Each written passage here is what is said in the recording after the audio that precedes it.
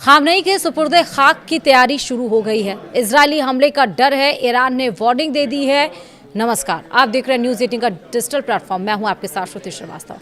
Iran America युद्ध की शुरुआत ही ईरानी सर्वोच्च नेता अयातुल्ला अली खामनेई की मौत के साथ हुई थी। 28 फरवरी को मारे गए खामनेई का अंतिम संस्कार अब होने जा रहा है।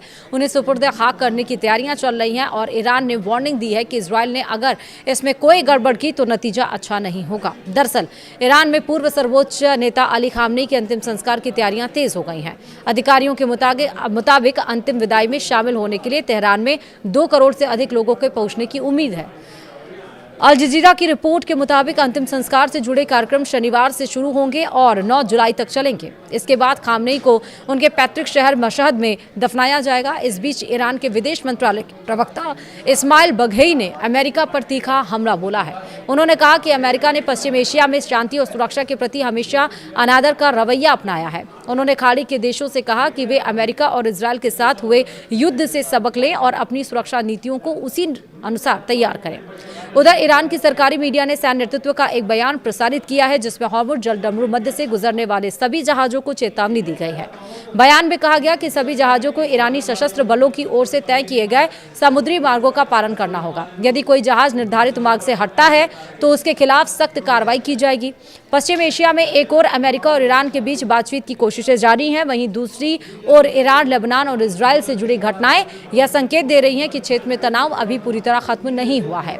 वहीं अब तक क्या क्या अपडेट्स आए वो भी समझिए। ईरान ने पूर्व सर्वोच्च नेता अयातुल्ला अली खामनेई को अंतिम विदाई देने की तैयारियां शुरू कर दी हैं। ईरान ने सरकारी प्रसारक का IRIRB के अनुसार एक बिना पूर्व घोषणा किए गए कार्यक्रम में खामनेई का ताबूत उस स्थान पर ले जाया गया जहां उनकी मौत हुई थी। इस दरमियान श्रद्धांजलि अर्पित की गई और विशेष धार्मिक रस्में भी निभाई गईं। इसके बाद अंतिम संस्कार की अन्य तैयारियां भी शुरू कर दी गई हैं। अधिकारियों के अनुसार अंतिम विदाई समारोह में बड़ी संख्या में लोगों और कई देशों के प्रतिनिधियों के शामिल होने की उम्मीद है।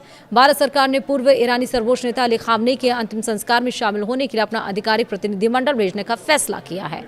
वहीं विदेश मंत्रालय के मुताबिक इस प्रतिनिधिमंडल में बिहार के राज्यपाल लेफ्टिनेंट जनरल सैयद अता हसनैन और विदेश राज्य मंत्री पवित्रा मार्गरेटा शामिल होंगे। दोनों नेता 3 जुलाई को ईरान रवाना होंगे और अंतिम संस्कार से जुड़े कार्यक्रम में भारत का प्रतिनिधित्व करेंगे। इस यात्रा को भारत और ईरान के बीच राजनयिक संबंधों के लिहाज से महत्वपूर्ण माना जा रहा है। वहीं पाकिस्तान के गृह मंत्री सैयद मोहसिन नकवी पूर्व ईरानी सर्वोच्च नेता अली खामनेई के अंतिम संस्कार में शामिल होने के लिए ईरान पहुंच गए हैं। ईरान पहुंचने पर उन्होंने कहा कि ईरान पाकिस्तान का दूसरा घर है। ईरान के विदेश मंत्रालय के अनुसार अंतिम संस्कार में 100 से अधिक देशों के प्रतिनिधियों के शामिल होने की उम्मीद है।